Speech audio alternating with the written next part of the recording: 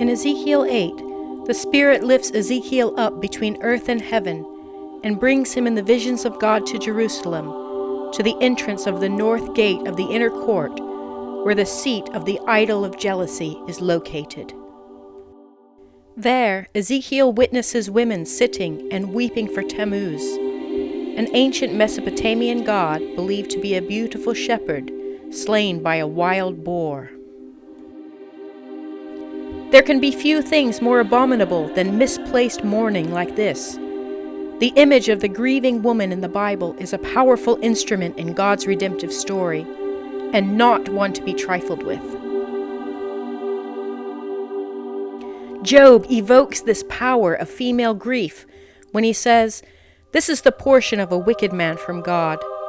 Though his sons are many, they are destined for the sword. Their widows will not be able to weep."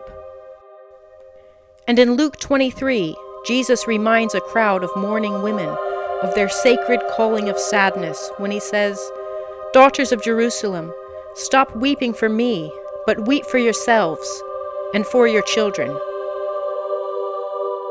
You may remember that in Genesis 35, a boy with 2 names is born. On her deathbed, his mother Rachel gives her son his first name, Ben-Oni, son of sorrows. Rachel's burial place outside of Bethlehem cements her sorrow. In fact, the place of her death is where Nebuchadnezzar would later assemble the people of Judah for their long trek into captivity in Babylon.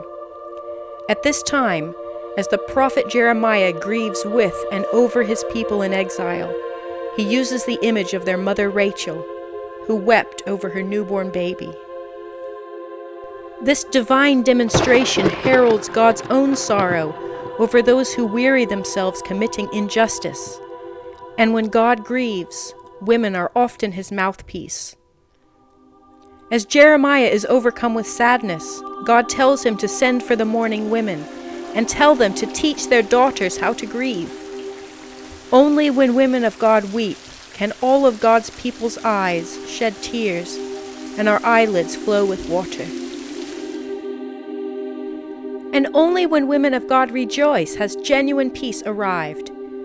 We get a taste of this after Nehemiah appoints 2 great choirs to stand with him in the house of God.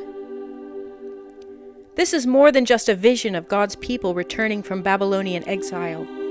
It is a futuristic picture of a new heaven and earth, where all of God's children, the bride of Jesus Christ, people of the New Jerusalem, will sing, "Strength and honor are our clothing. We will rejoice in time to come."